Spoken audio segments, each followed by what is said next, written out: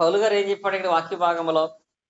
మీరైతే లోక మర్యాదను అనుసరింపక ఉత్తమమును అనుకూలమును సంపూర్ణమై ఉన్న దేవుని చిత్తమేదో పరీక్షించి తెలుసుకోండి. అంటే లోకములో ఎన్నో పద్ధతులు ఆచారాలు ఉన్నాయి, కానీ మీరైతే వాటిని అనుసరించకుండా ఉత్తమమైంది, పరిశుద్ధమైంది, అనుకూలమైంది దేవుని చిత్తం ఏదో దాన్నే మీరు తెలుసుకుని అనుసరించమని పౌలు గారు ఇక్కడ హెచ్చరిక చేశాడు.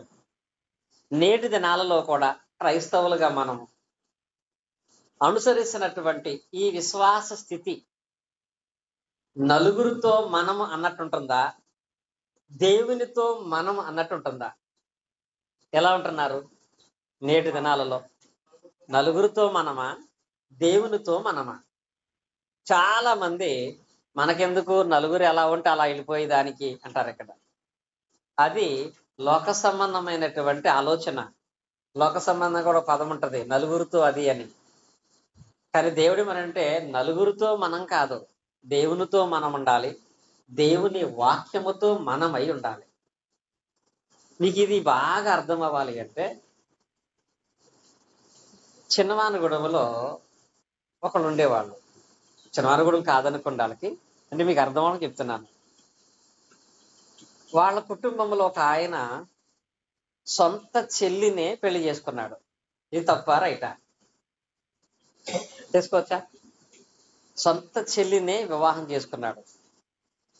అది ఎంతో తప్పని, అది ఎంతో పాపమని కుటుంబం అంతా వాళ్ళిద్దరిని కూడా వెలేశారు.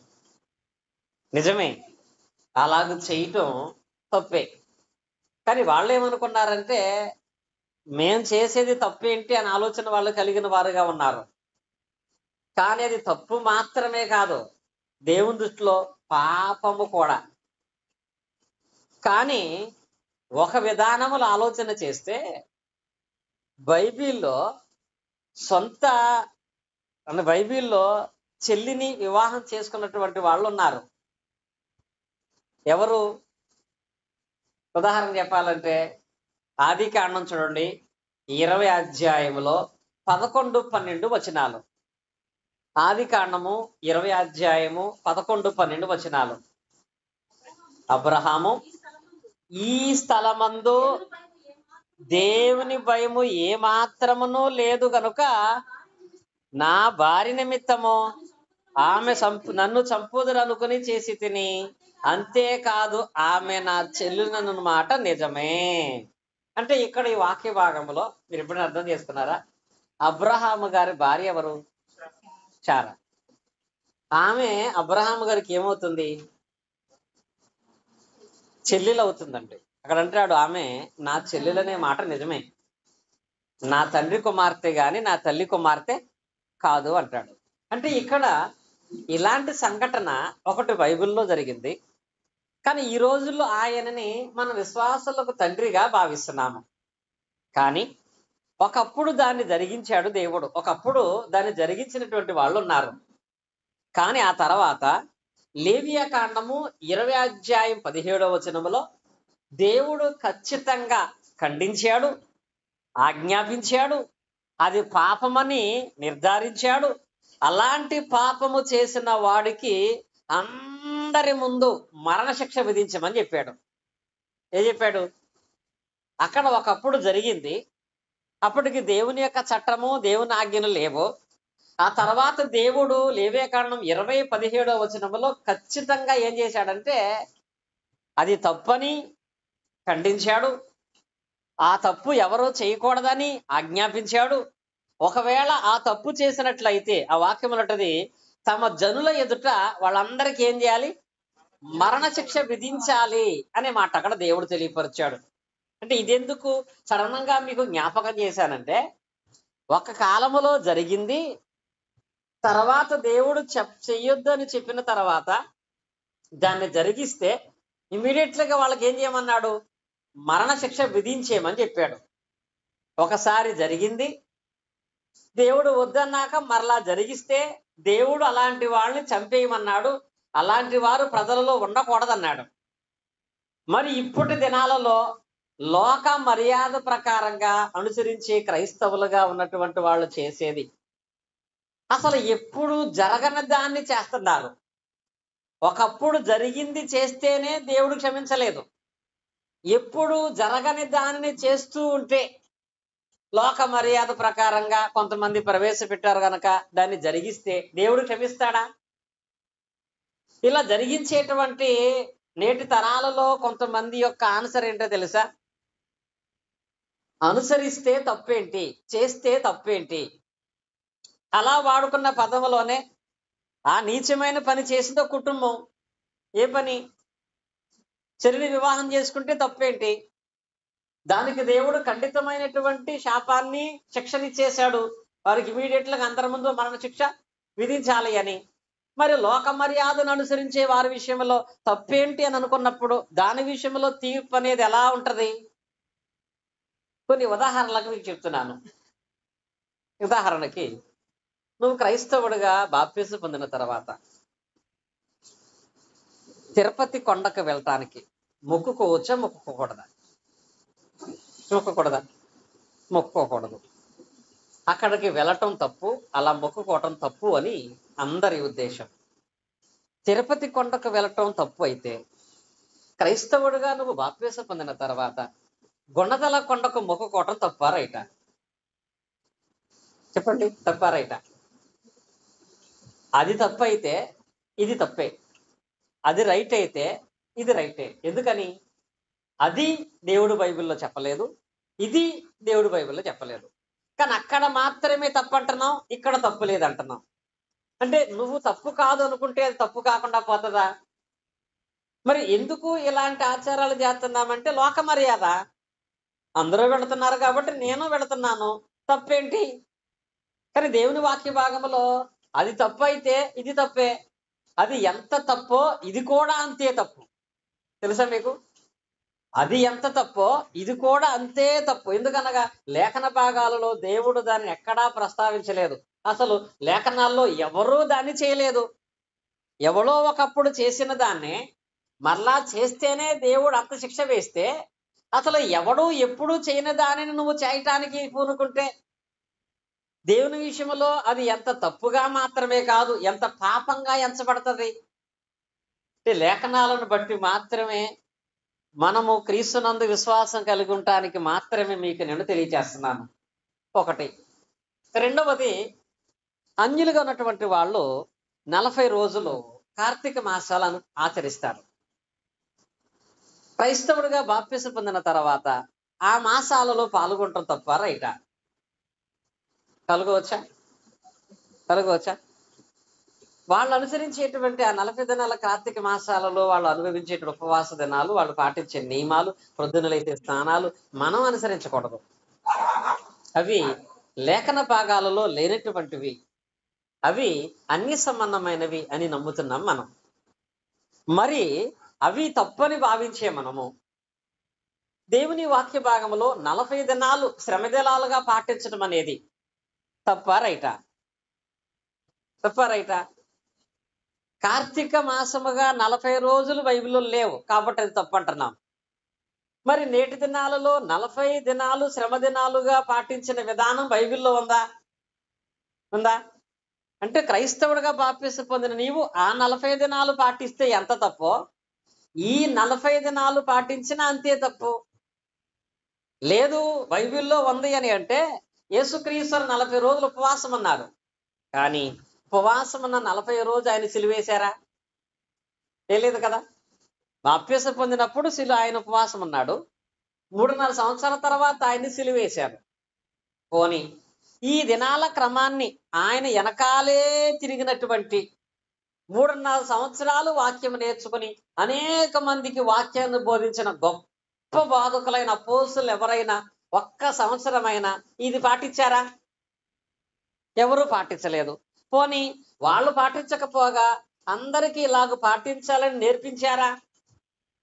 బైబిల్లో అనేకమైన స్థానిక సంఘాలు ఉన్నాయి. ఎఫెసులో క్రీస్తు సంఘం ఉంది, ఫిలిప్పులో క్రీస్తు సంఘం ఉంది, కొరింథీలో క్రీస్తు సంఘం ఉంది, తుయితరలో క్రీస్తు సంఘం ఉంది. ఇలా అనేకమైన సంఘాలలో ఎవ్వరూ కూడా పాటించలేదు. ఎందుకనగా దేవుడు దాన్ని ఆజ్ఞాపించి జరిగించమని చెప్పలేదు.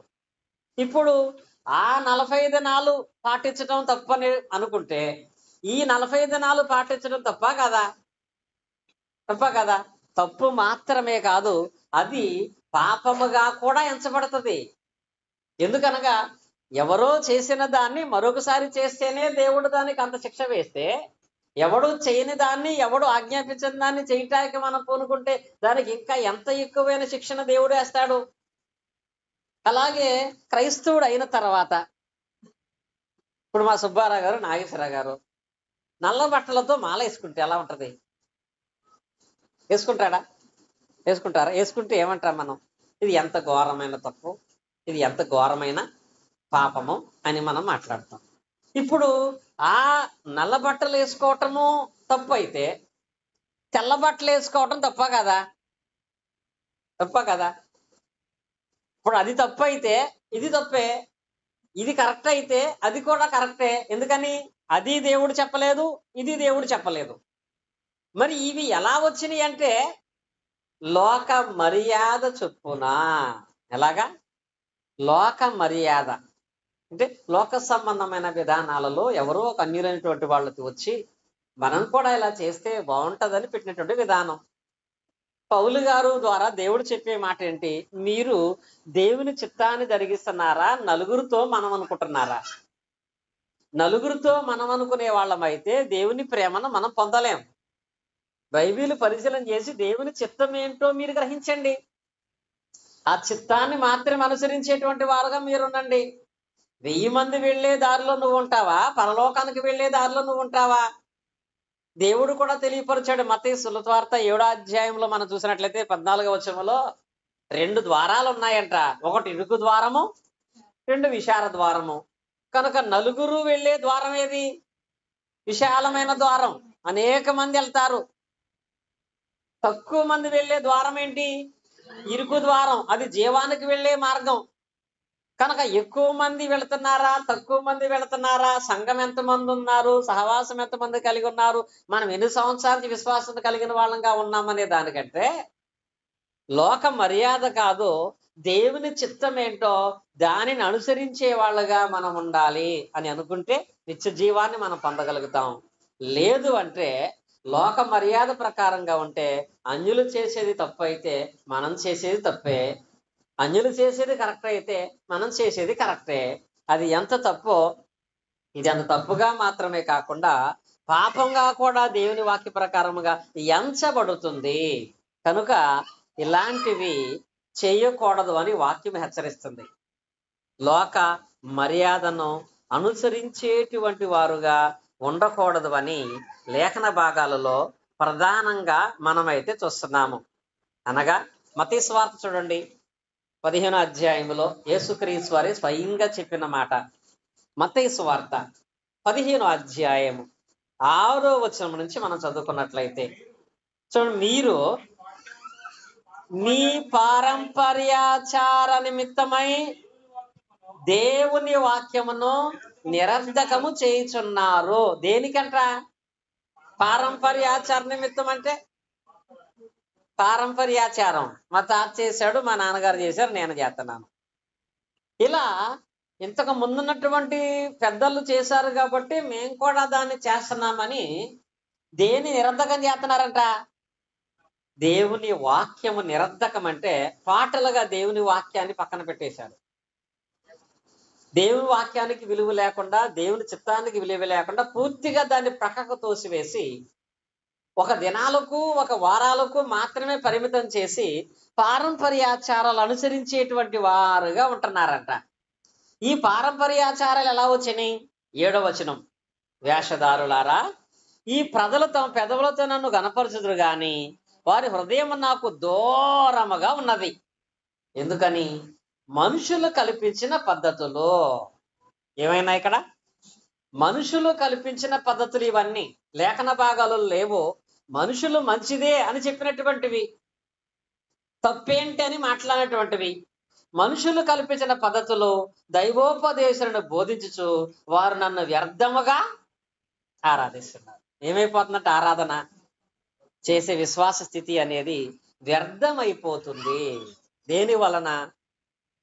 మన యొక్క విశ్వాస స్థితిలో, క్రైస్తవ్యములో దేవుని చిత్తాన్ని కూడా విడిచిపెట్టి లోక మర్యాదను అనుసరించి ఈ పాటించేటువంటి విధానాన్ని బట్టి మన యొక్క ఆరాధన, మన యొక్క విశ్వాసత అంతా కూడా వ్యర్థమైపోతుంది అంటాడు.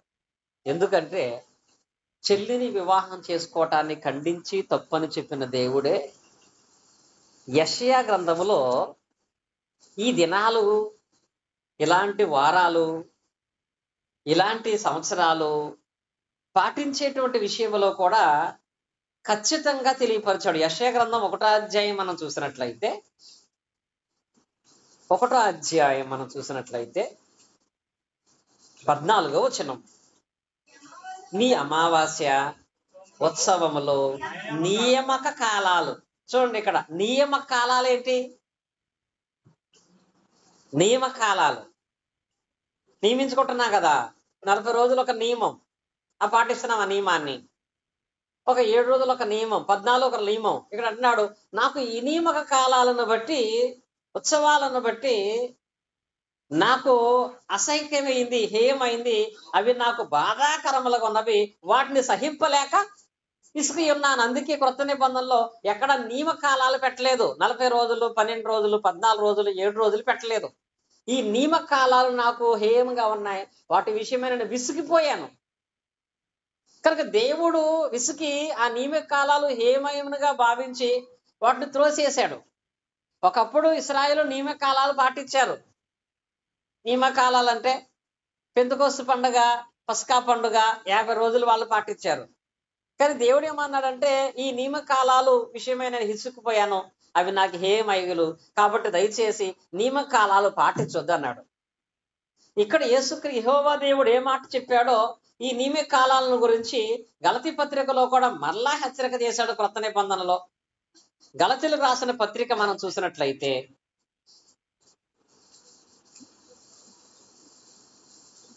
గలతీలకు రాసిన పత్రిక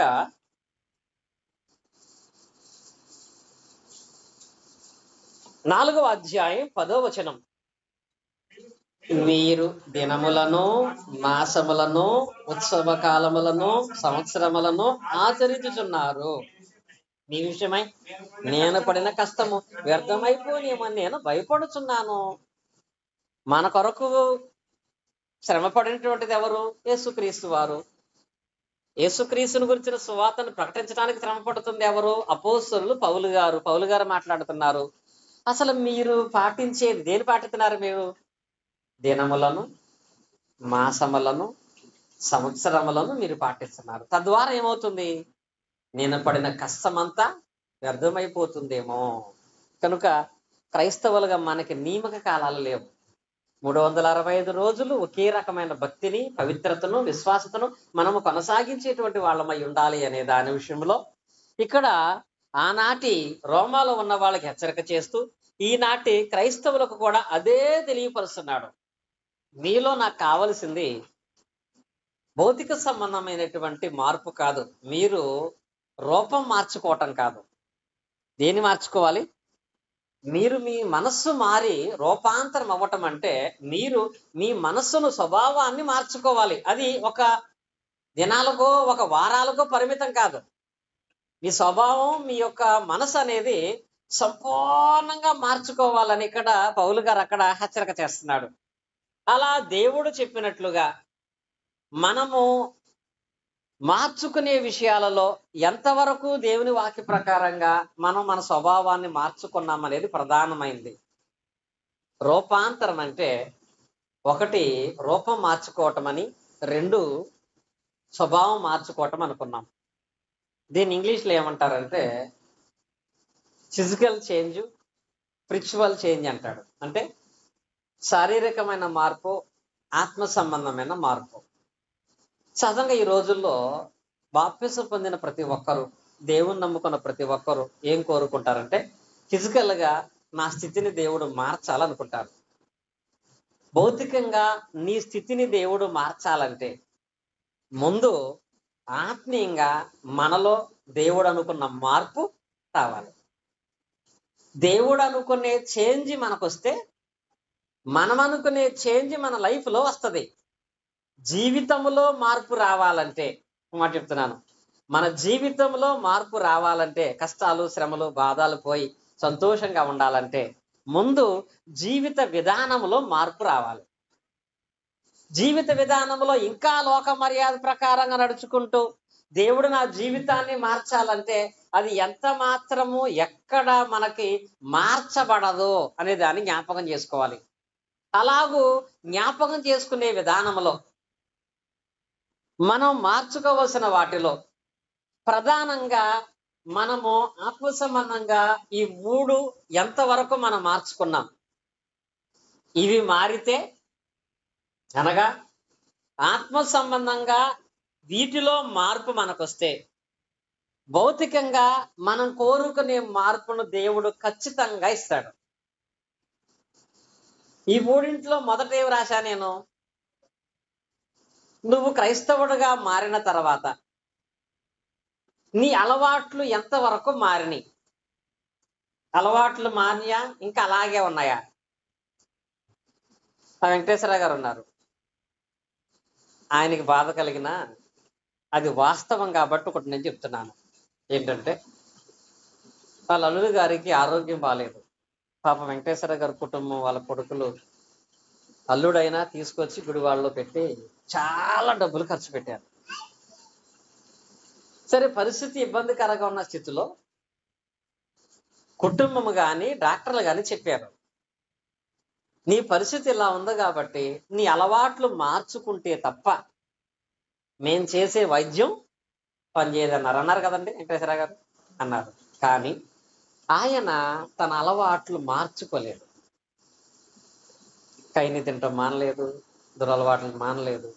ఇంక వీళ్ళు ఎన్ని డబ్బులు ఖర్చు పెట్టి ఎంతసేపు తిరిగితే ఏంటి? ఇక ఫైనల్ గా అల్లుడు గారు చనిపోయారు.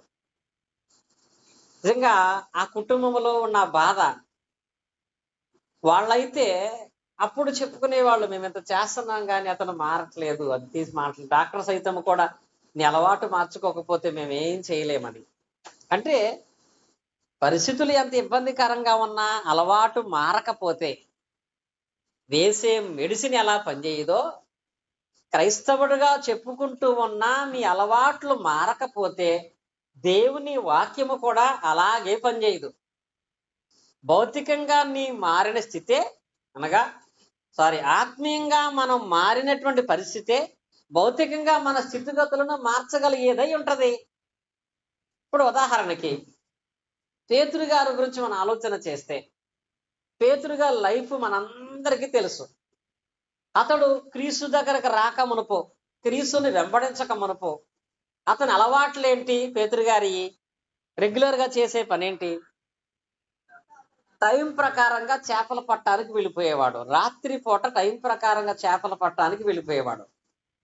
ఇది రెగ్యులర్ గా పౌలు గారు అనుసరించేటువంటి టైం ప్రకారముగా చేపలు పట్టడానికి వెళ్ళిపోయే అలవాటు పేతురు గారికి ఉంది. ఆ తర్వాత అతడు క్రైస్తవుడు అయిన తర్వాత ఆ అలవాటు మారిందా, కొనసాగించాడా?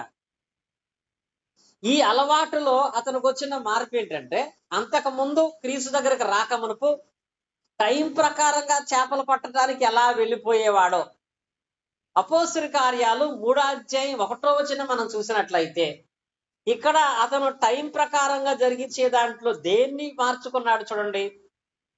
అపోస్తలుల కార్యాలు 3:1 పగలు 3 గంటలకు ప్రార్థనా కాలమున పేతురును యోహాను దేవాలయముకు ఎక్కి వెళ్ళుచుండగా, ఇక్కడ అతనికి వచ్చిన మార్పు ఏంటి? అంతకు ముందు టైం ప్రకారంగా పనికి వెళ్ళిపోయేవాడు, టైం ప్రకారంగా చేపలు పట్టడానికి వెళ్ళిపోయేవాడు. ఇప్పుడు అతని అలవాట్లో ఒక చేంజ్ ఏంటో తెలుసా? టైం ప్రకారంగా ప్రార్థనకి వెళ్తాడు. ఇది మారిందా? టైం ప్రకారంగా పగలు 3 గంటలు అయ్యేటప్పటికి అది ఏ కాలం అంట? ప్రార్థనా కాలము గనుక పేతురు యోహాను దేవాలయానికి వెళ్ళిపోతున్నారంట. టైం ప్రకారముగా ప్రార్థనకి వెళ్ళేటువంటి అలవాటు పౌలు గారు కలిగిన వాడుగా ఉన్నాడు కనుక అలవాటు మారింది.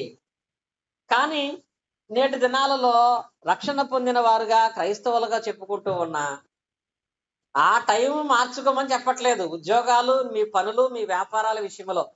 కానీ వాటితో పాటుగా దేవుని టైం పాటించే అలవాటు మీకుందా? అలవాట్లలో టైం ప్రకారముగా మనం దేవుని మందిరానికి వెళ్ళటం, టైం ప్రకారముగా దేవుని కార్యక్రమాల్లో పాల్గొనటం అనేటువంటిది నీలో మార్పు రావాలి. రక్షణ క్రైస్తవుడిగా మారక మునుపు ఆకారనే వచ్చి, క్రైస్తవుడిగా మారిన తర్వాత ఆకారనే వచ్చి, క్రైస్తవుడిగా మారక ముందు బాధ్యత లేకుండా, క్రైస్తవుడిగా మారిన తర్వాత కూడా బాధ్యత లేకుండా ఉంటే మార్పే ఉంటది. పేతురు గారిలో టైం చేంజ్ కనపడింది అలవాట్లలో.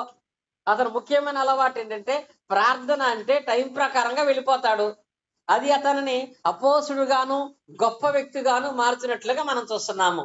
ఇది ఒక అలవాటు అయితే, రెండవది మనం మార్పు చెందామంటే మన సహవాసములో చేంజ్ ఏమైనా ఉందా? సహవాసములో మార్పు. సహవాసం అంటే ఏంటి? సహవాసం చేయటం అంటే ఫ్రెండ్స్. నువ్వు క్రైస్తవుడైన తర్వాత నీ ఫ్రెండ్స్ అనేటువంటి వారిలో మార్పు వచ్చిందా? అంటే ఫ్రెండ్స్ ను మార్చటం కాదు, అసలు ఫ్రెండ్నే మార్చటం జరిగిందా? క్రైస్తవుడు అయిన తర్వాత అదే ఫ్రెండ్స్, అదే తిరుగుడు, అదే పనులు, ఏమి లేదు, మార్పు అనేది లేదు. మరి నీవు క్రైస్తవుడుగా మారిన తర్వాత కూడా సహవాసాన్ని మార్చుకోలేదంటే దేవుడు మన జీవితాన్ని ఎంతవరకు మారుస్తాడు? యాకోబు రాసిన పత్రిక చూసినట్లయితే 4:4 చదువుకున్నట్లయితే అక్కడ ఒక హెచ్చరిక తెలియచేస్తాడు. 4:4 వ్యభిచారులారా, ఈ లోక స్నేహము దేవునితో వైరమని మీరెరుగరా. అంటే ఈ మాటను బట్టి ఆయన లోక సంబంధమైన స్నేహాన్ని ఏం చేయమంటున్నాడు? ఏం చేయాలి? విడిచిపెట్టండి. కొంతమంది అంటా ఉంటారు, లేదు నా ఫ్రెండ్స్ని మారుస్తాను. ఈ రోజుల్లో లోకంలో ఉన్నటువంటి వాళ్ళని సామాన్యంగా ఉన్నటువంటి మనం మార్చటం సామాన్యమైన పని కాదు. వాళ్ళని మారుస్తాను అనే ఆలోచనతో మన బ్రతుకులే నాశనము చేసేసుకునే పరిస్థితుల్లోకి వెళ్ళిపోతాం మనం. కనుక లోక స్నేహము దేవునికి ఏమైంది? వైరము. అది నీ ఆత్మీయ స్థితిని పతనం చేసేదై ఉంటుంది. కనుక రెండవది ఏంటంటే, నువ్వు క్రైస్తవుగా ఉన్న తర్వాత నీ సహవాసము, నీ ఫ్రెండ్స్ అనేటువంటి వాళ్ళు మారారా? ఇంకా వాళ్ళే ఉన్నారా? వాళ్ళ మారలేదంటే మనం కూడా మారలేదని అర్థం. వాళ్ళను మార్చలేదంటే ఇంకా మనం మార్చుకోలేదని అర్థం. కనీసం చాలా మంది క్రీస్తునందున్నామని వాళ్ళ వాట్సాప్ లో స్టేటస్ కూడా మార్చుకోరు. అదే లోక సంబంధం విధానంలో సినిమా వాళ్ళ పోస్టులు పెట్టుకునే ప్రవర్తనలో కలిగిన వాళ్ళగా ఉంటారు. అంటే నీకు పాతది మారలేదంటే కొత్త జీవితాన్ని దేవుడు ఎలా మారుస్తాడు? లేదు, వాళ్ళని మార్చి వస్తానంటే మన బ్రతుకు ఎంత పతనం అయిపోద్దంటే, ఇంత ముందు కూడా మీకు ఎగ్జాంపుల్ జ్ఞాపకం చేశాను. ఒక యజమానుడికి 10 గొర్రెలు ఉన్నాయి. ఈ 10 గొర్రెలు కూడా ప్రతిరోజు ఒక మురుగు కాలువ దాటి బయట ఉండేటువంటి స్థలాల్లోకి వెళ్ళి మేత మేసి వస్తా ఉంటాయి. వాటంతట అవే వెళ్ళొచ్చేస్తా ఉంటాయి. గొర్రెలకున్న మంచి లక్షణం అదే. గొర్రెలకి కాపరి అవసరం లేదు. ఎందుకు తెలుసా? అవే వచ్చేస్తాయి. మేకలకైతే కావాలి. ఇలా వాటి మీద నమ్మకంతో యజమానుడు వదిలేస్తున్నాడు. అవి కూడా నమ్మకంగానే వెళ్ళి చక్కగా ఆ స్థలంలో మేత వేసి తిరిగి వచ్చేస్తున్నాయి. తిరిగి వచ్చేటప్పుడు ప్రతిరోజు కూడా మురుక్కాలు ఒకటి దాటాలి. ఎప్పుడు ఆ మురుగు గుంటలో ఒక 10 పందులు పడుకుని ఉంటాయి. ఈ తిరిగి వెళ్ళిపోతున్నటువంటి 10 గొర్రెల్ని ఆ 10 పందులు పిలుస్తా ఉంటాయి. ఎప్పుడు ఎంతసేపు మేత ఇల్లేనా? ఒకసారి మేము ఎక్కడున్నామో తెలియట్లేదా? మాకు ఎంత సుఖంగా ఉందో తెలుసా? ఈ ఎండలకి ఎంత చల్లగా ఉందో తెలుసా? ఒకసారి రమ్మని అడుగుతుంటే ఈ 10 గొర్రెలు కూడా ఎప్పటికప్పుడు వాటి మాట అసలు లెక్క చేయకుండా, ఎందుకంటే మాట్లాడితే ఏం చేయాలి? స్నేహం చేయాలి. స్నేహం చేస్తే వాడితో పడ్డాలి కాబట్టి వెళ్ళిపోతున్నాయి. ఇలా వెళ్ళిపోతున్న ప్రతిరోజు కూడా ఒక రోజు 10 గొర్రెల్లో 9 వెళ్ళిపోయినాయి. ఒకటి మాత్రం ఎగురుతా కాలు జారి బొరకటి పడింది. వెంటనే ఎక్కేయాలి కదా. ఎప్పుడైతే అక్కడ పడిందో ఈ 10 మంది అన్నా ఎలాగ పడిందా అని పడవు కదా, కొంచెంసేపు ఉండి ఇక్కడ అన్నాడు.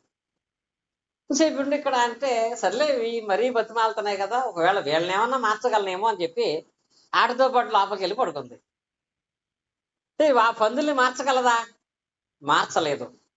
సరే, సాయంత్రం అయిపోయింది. వాళ్ళతో మాట్లాడి ప్రశాంతం గట్టెక్కి ఇంటికి వెళ్ళింది.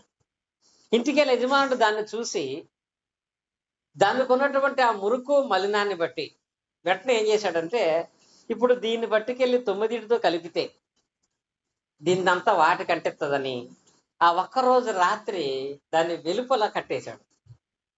కట్టేయగానే దీనికి అనిపించింది, ఎందుకు నా యజమానుడికి నా మీద ఇలాంటి అసూయ వచ్చింది, వీళ్ళతోనే ఉండాలా, వాళ్ళతో ఉంటే తప్పేంటి, నన్ను ఎందుకు ఇలా బయట కట్టేశాడు.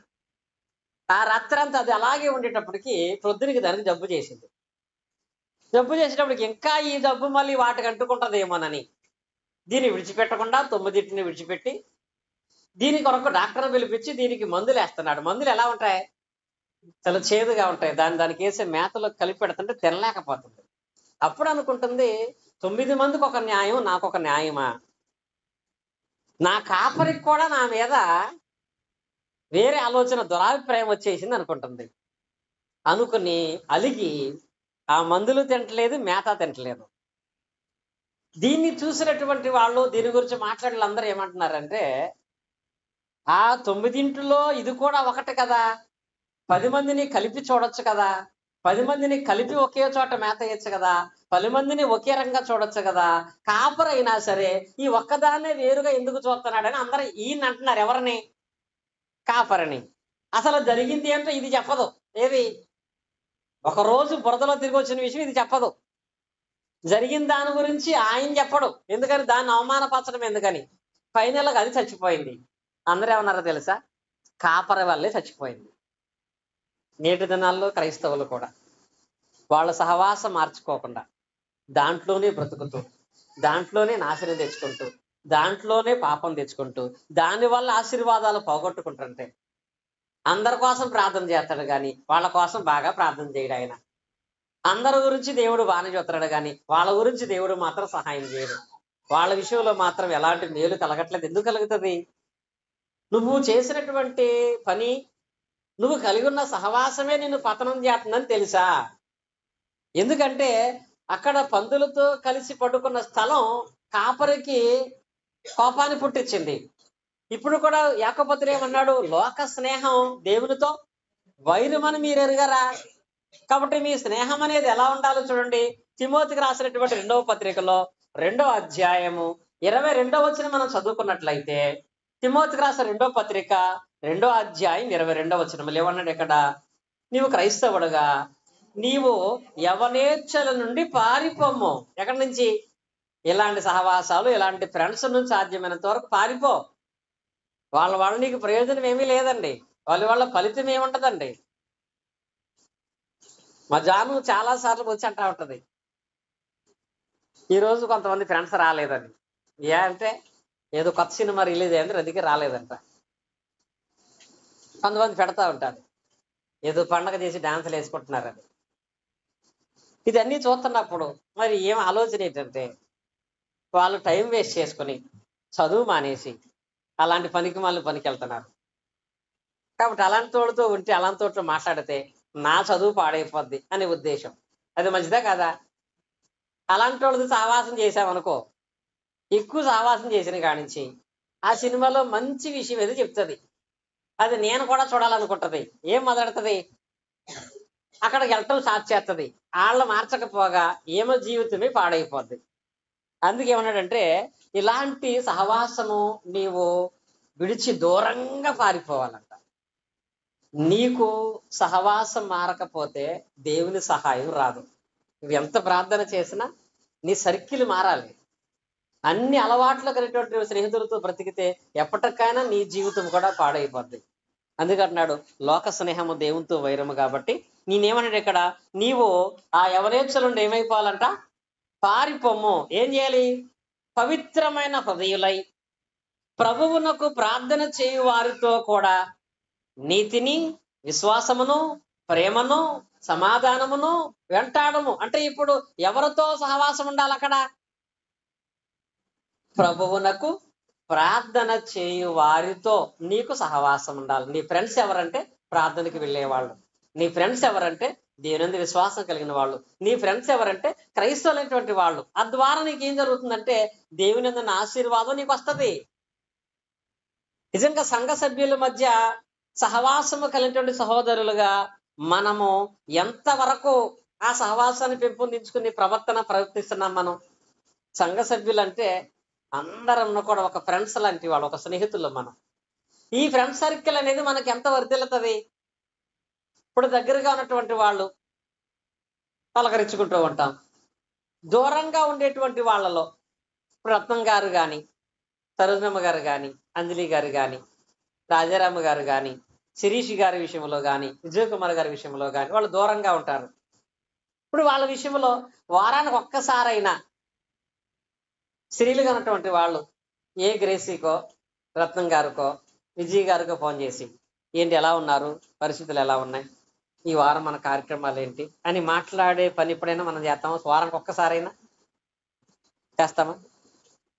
సంఘం అంటే స్నేహ సహవాసం కదా, సహవాసం అంటే ఫ్రెండ్స్ కదా.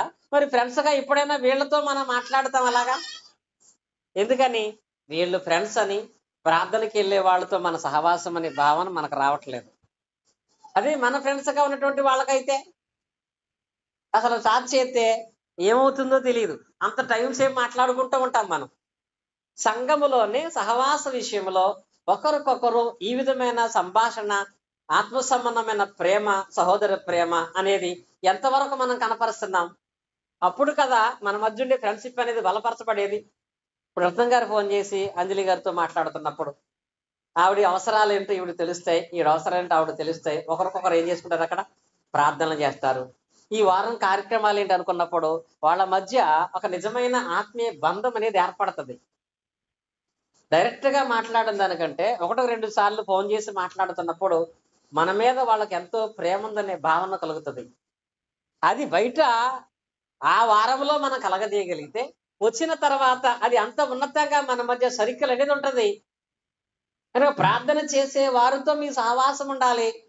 మనకి ఎలాంటి సహవాసం అనే దాన్ని ఎంత వృద్ధి చేసుకునేటువంటి వాళ్ళగా మనం ఉంటున్నాం. రూపాంతరం చెందడం అదే ఫ్రెండ్స్ మారాలి. రూపాంతరం చెందడం నీ టైం ప్రకారంగా చేసే పనుల్లో ప్రార్థన టైం అనేది కూడా ఖచ్చితంగా మార్చేటువంటి వారుగా మనం ఉండాలి. అది మారకపోతే మనమే చాలా ప్రమాదంలోకి వెళతాం. చౌదరి అరిష్టమ్మ గారి గురించి చెప్పకూడదు కానీ చెప్తున్నారేమో. వాళ్ళ కుటుంబ సభ్యులు కొంతమంది ఇంకా మారలేదు.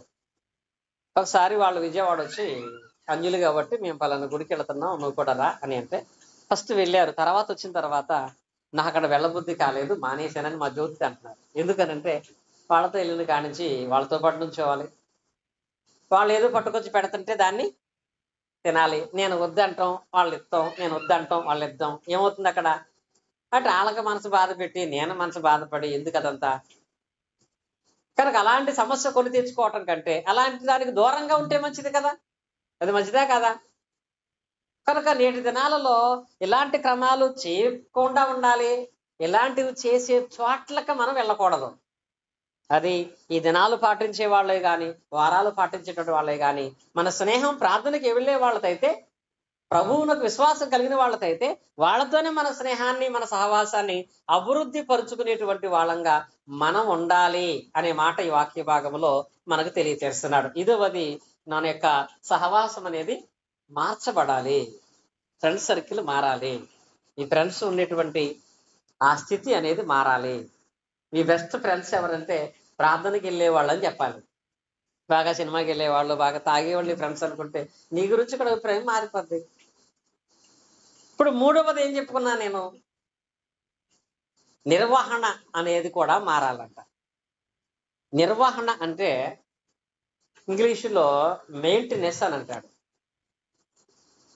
మెయింటెనెన్స్ అనేది కూడా మనలో మార్పు చూపించాలి క్రియాపూర్వకంగా. ఇదే మనసు మార్చడం అంటే. మెయింటెనెన్స్ లో మార్పు అంటే ఏంటి?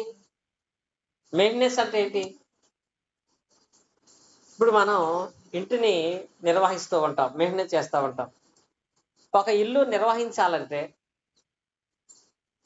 ప్రతి ఒక్కరూ కూడా చేసేటువంటి పని ఏంటి? నిర్వహణలో కరెంటు బిల్లు కడతాం, ఇంటద్దె కడతాం, స్కూల్ ఫీజు కడతాం, డ్వాక్రా కడతాం. ఇలా ఆ మెయింటెనెన్స్ చేయడానికి మనం చేసే పనులన్నీ మనం చేస్తూ ఉంటాం. ఇవి మారక ముందు మారని వాళ్ళు కూడా చేసేటువంటి నిర్వహణ విధులు. కానీ నువ్వు క్రైస్తవుడిగా మారిన తర్వాత మెయింటెనెన్స్ మారిందా? అలాగే ఉందా?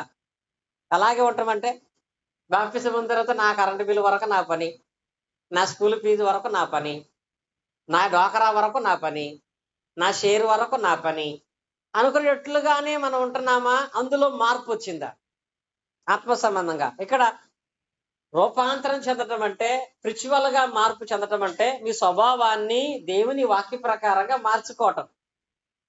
ఎప్పుడైతే ఆత్మ సంబంధంగా ఈ గుణాలు మారతాయో మన అనుకున్న విధంగా మన జీవితాలు దేవుడు అద్భుతంగా మారుస్తాడు. మెయింటెనెన్స్ మారటం అంటే, ఇప్పుడు ఉదాహరణకి లూకాసు వార్తలోకి మనం వెళ్ళేటప్పటికి 19వ అధ్యాయము 8వ వచనాన్ని చదువుకున్నట్లయితే, ఇక్కడ ఒక వ్యక్తి యేసును చూడగానే, యేసు తన ఇంటికి వెళ్ళగానే మెయింటెనెన్స్ మొత్తం మార్చాడు. ఎవరైనా? చక్కగా మీరు తెలియపరిచారు, జక్కయ్య. ఆయన గుర్తింపు కూడా పేరేంటి? పొట్టి జక్కయ్య అంటారు. పొట్టి జక్కయ్య యేసు దగ్గరికి వెళ్ళగానే, యేసు ఆయన ఇంటికి వెళ్ళగానే వెంటనే ఆయన మెయింటెనెన్స్ మారింది. అప్పటిదాకా ఆయన మెయింటెనెన్స్ ఏంటి? సుంకం వసూలు చేయటం, తీసుకురావటం, గవర్నమెంట్ కట్టడం, మిగతాయి దాచుకోవటం. ఇలా తన మెయింటెనెన్స్ తాను జరిగించుకుంటూ ఉండేవాడు. ఎక్కడ యేసు తన ఇంటికి వెళ్ళినంత మాత్రాన ఆ ఇంటికి రక్షణ రాలా. యేసు ఎప్పుడైతే తన ఇంటికి వెళ్ళాడో ఇతని మెయింటెనెన్స్ మారింది. ఏం మార్చాడు అక్కడ?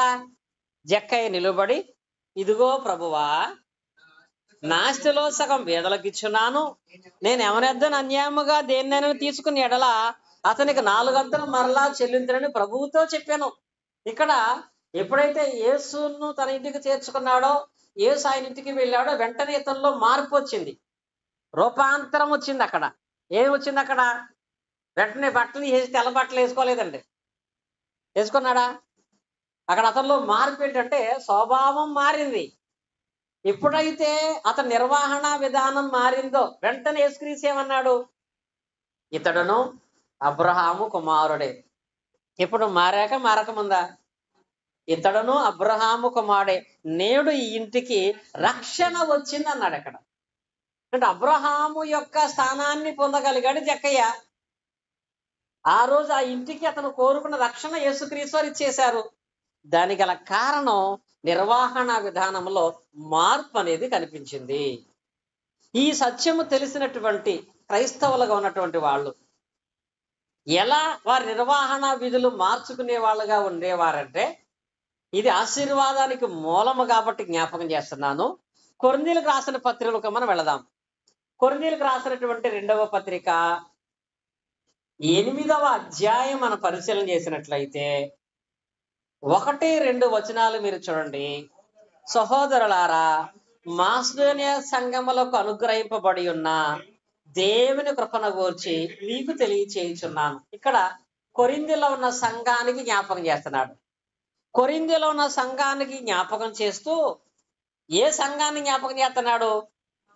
మాసిదోనియాలో ఉన్న సంఘానికి దేవుడు అనుగ్రహించిన కృప. దేవుడు అనుగ్రహించిన కృప అంటే వారు స్వభావాన్ని మార్చుకోవటానికి దేవుడు వాళ్ళకి ఇచ్చిన తీర్మానం చాలా గొప్పది. ఇక్కడ వాళ్ళు తమ స్వభావ విషయంలో దేన్ని మార్చుకున్నారు?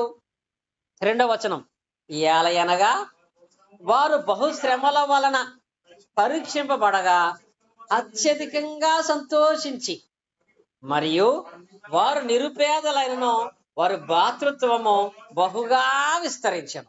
అంటే ఇక్కడ నిర్వహణ విధానంలో వాళ్ళల్లో దేవుడు అనుగ్రహించిన కృపను బట్టి వచ్చిన మార్పు ఏంటి?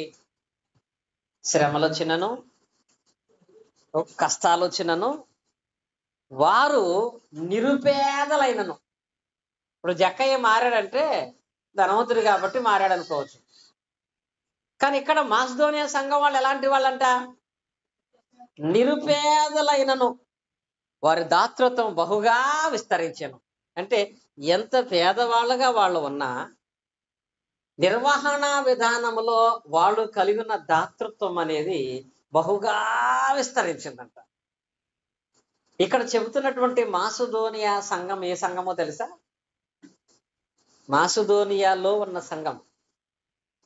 ఈ మాసిదోనియాలో ఉన్న సంఘం ఏ సంఘం అంటే, అపోస్తలుల కార్య గ్రంథాన్ని మనం చూసినట్లయితే 16వ అధ్యాయములో 11వ వచనాన్ని మనం చదువుకున్నట్లయితే ఆ మాసిదోనియాలో ఉన్న సంఘం ఏ సంఘమో మనకు అర్థమవుతుంది. మాసిదోనియా అనేది ఒక దేశం. ఆ దేశంలో ఉన్నటువంటి సంఘం చూడండి ఇక్కడ. కాబట్టి మేము త్రోయ విడిచి వాడ ఎక్కి తిన్నగా సమరేతాకును మరునాడు నేపోలికిని అక్కడ నుండి ఫిలిప్పీకిని వచ్చితిమి. మాసిదోనియా దేశంలో ఆ ప్రాంతము అది ముఖ్యమైనటువంటి పట్టణం. ఏంటది? మాసిదోనియా దేశంలో ఆ ప్రాంతమునకు అది ముఖ్యమైన పట్టణం ఏది? ఫిలిప్పి. ఫిలిప్పీకి వచ్చితిమి అంటే మాసిదోనియా ప్రాంతంలో ఉన్న సంఘం అంటే ఫిలిప్పి పట్టణములో ఉన్న సంఘం. ఫిలిప్పి సంఘం కాదండి, ఫిలిప్పి అనే పట్టణములో ఒక సంఘం ఉంది. ఇప్పుడు పౌలు గారు కొరింథీ పత్రికలో చెప్తున్నటువంటి సంఘం దేని గురించి? ఫిలిప్పీలో ఉన్న సంఘము గురించి. వాళ్ళు ఎలాంటి వారంట? నిరుపేదలైనను. ఎలాంటి వారంట? నిరుపేదలైనను దాతృత్వ విషయంలో వాళ్ళు బహుగా విస్తరించారంట. చివరిగా ఆ ఫిలిప్పీ సంఘానికి పౌలు గారు రాసిన పత్రికలో ఆ నిరుపేదలైన ఫిలిప్పీల విషయంలో పౌలు గారి మాట్లాడిన మాటను మనం చూస్తాము. చూడండి 15వ వచనం 4వ అధ్యాయం. ఫిలిప్పీలు రాసిన పత్రిక 4వ అధ్యాయము 15వ వచనం. ఏం రాయబడింది అక్కడ? ఫిలిప్పీయులారా, సువార్తను నేను బోధింపనారంభించి మాసిదోనియా నుండి వచ్చినప్పుడు ఇచ్చి విషయంలోను పుచ్చుకుని విషయంలోను మీరు తప్ప ఏ సంఘపు వారు మాతో పాలివారు కాలేదని మీతో చెప్పుచున్నాను. మీకే తెలియను ఏలయనగా తెసలోనికలో కూడా మీరు మాటి మాటికి నా అవసరము తీర్చుటకు సహాయం చేసిరి. ఫిలిప్పీలో ఉన్నటువంటి సంఘము ఆర్థికంగా ఎలాంటి వారు? నిరుపేదలు. అయినను పౌలు గారి యొక్క పరిచర్యలో దేవుని కొరకు వాళ్ళు ఎలా సహకరించేవాళ్ళంట? మాటి మాటికి సహకరించేవాళ్ళు. అంటే వాళ్ళు తమ నిర్వహణ విధానాన్ని మార్చుకుని మా వ్యక్తిగతమైన జీవితమైన పనులు మాత్రమే కాదు, మేము రూపాంతరం పొందామంటే మా నిర్వహణ విధానాలు కూడా మారాలి అనే స్వభావాన్ని వాళ్ళు కలిగిన వారుగా మాటి మాటికి దేవుని పని కొరకు వాళ్ళు సహకరించేటువంటి వాళ్ళుగా ఉండేవాళ్ళు.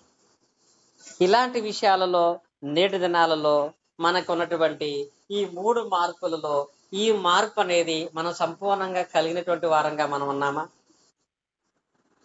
సహాయం చేసేటువంటి వాళ్ళలో కొంతమంది మాట్లాడిన మాటలలో అస్తమానం మేమే చేస్తుంటే అసలు ఎప్పుడు చేయని వాళ్ళు మా మీద అలుగుతున్నారు కాబట్టి చేయట్లేదని కొందరు. మరికొంతమంది ఏంటంటే చేసే వాళ్ళ విషయంలో మీరు చేస్తే మేము చేయని వాళ్ళమా కాబట్టి మాకెందుకు, మీరు ఎందుకు అలాగ చేస్తున్నారు అంటున్నారు కాబట్టి మానేసేవాళ్ళని కొంతమంది. కానీ ఫిలిప్పీ సంఘము ఎవరో అంటున్నారని మానేసిన వాళ్ళు కాదు, వాళ్ళకి ఇబ్బందులు ఉన్నాయని మానేసిన వాళ్ళు కాదు. నిరుపేదలైన శ్రమల వల్ల ఇబ్బందులు ఎదుర్కొన్నా అక్కడ ఏం చేసేవారంట? మాటి మాటికి వాళ్ళు దాతృత్వం కలిగినటువంటి వారి సహాయం చేసేవాళ్ళు. ఎందుకో తెలుసా? మేము క్రైస్తవులుగా ఉన్నామంటే మా నిర్వహణ విధానం మారాలి, మాలో స్వభావ సంబంధమైనటువంటి మార్పు కనపడాలి. అలా వాళ్ళు దానిని కనపరిచారు కాబట్టే పౌలు గారి ద్వారా దేవుడు వాళ్ళకు చేసిన గొప్ప వాగ్దానం. చివరిగా చూడండి 19వ వచనం. ఏం చేశాడు అక్కడ? ఫిలిప్పీ పత్రిక 4వ అధ్యాయము 19వ వచనంలో, కాగా దేవుడు తన ఐశ్వర్యము చొప్పున క్రీస్తు యేసునందు మహిమలో నీ ప్రతి అవసరమును తీర్చును. ఖచ్చితంగా దేవుడు మీ అవసరాలన్నీ తీరుస్తాడని పౌలు గారు చెప్తున్నాడు. ఎందుకు తెలుసా? పౌలు గారు అనుకున్నటువంటి రూపాంతరం వీళ్ళ దగ్గర కనపడింది. ఆత్మ సంబంధమైనటువంటి మార్పు వీళ్ళ దగ్గర కనపడింది. స్పిరిచువల్ చేంజ్ ఎప్పుడైతే ఉందో ఫిజికల్ చేంజ్ ఖచ్చితంగా ఉంటది. స్పిరిచువల్ చేంజ్ కనపడినంత కాలం ఫిజికల్ గా ఏ మార్పు మన జీవితంలో ఉండదు. భౌతికంగా మన జీవితంలో ఏ మార్పును కూడా మనం చూడలేం. ఫిలిప్పీ రోజు మనం చెప్తున్నాడు పౌలు గారు అయితే, మీలో కనపడిన ఆ మార్పుని బట్టి నేను చెబుతున్నాను, దేవుడు తన ఐశ్వర్యము చొప్పున మీ ప్రతి అవసరాన్ని తీర్చవచ్చును కాదు, ఖచ్చితంగా తీరుస్తాడు. అలా తీర్చాడు. వాళ్ళ యందు గొప్ప మేలులు వాళ్ళు అనుభవించారు. నేటి దినాన్న సంఘాలలో ఫిలిప్పీలో ఉన్నటువంటి క్రీస్తు సంఘమే అద్భుతంగా దేవుని కృపను పొందుకున్న సంఘముగా పేరుగాంచినట్లుగా మనం లేఖన భాగాలు మనం చూస్తున్నాము. కనుక రోమిలకు రాసిన పత్రిక 12వ అధ్యాయము 2వ వచనం ప్రకారంగా మనం ఇప్పుడు ఏం చేయకూడదు, ఏం చేయాలి? లోక మర్యాదను అనుసరింపక. నలుగురు చేస్తున్నారు, మనం చేద్దాం. పారంపర్యాచారాలు చేయొచ్చు, మనుషులు కల్పించిన వాటిని చెయ్యొచ్చు. చేస్తే తప్పేంటి అనే ఆలోచన నుంచి బయటకు వచ్చి లోక మర్యాదను అనుసరింపక ఉత్తమమును దేవుని దృష్టికి అనుకూలమైన దేవుని చిత్తం ఏంటంటే, దేవుని చిత్తం ఏంటి? మన మనసు మారి రూపాంతరం చెందాలి. అనగా ఒకటి, మన అలవాట్లు మారాలి, మన సహవాసం మారాలి, మన నిర్వహణ విధానము మారాలి. ఈ మార్పు మనలో కనపడితే మనం అనుకున్న మార్పు దేవుడు ఖచ్చితంగా చూపిస్తాడు. ఈ మార్పు కనపడినంత కాలం మన ఫిజికల్ లైఫ్ లో ఎలాంటి మార్పును దేవుని వలన మనం చూడలేము. మన విషయాన్ని లేఖనాలను బట్టి మనం గ్రహించగలుగుతాము. దేవుడి మాటలు మనందరి హృదయాల్లో ఫలింపు చేయనుగాక. ఆమేన్. ఆసక్తిగా మీ అందరికీ కూడా క్రీస్తు నామమున ప్రత్యేక వందనాలు తెలియజేస్తూ తిరిగి సమయాన్ని సోదరులు రాజారాం గారికి అప్పగిస్తున్నాం.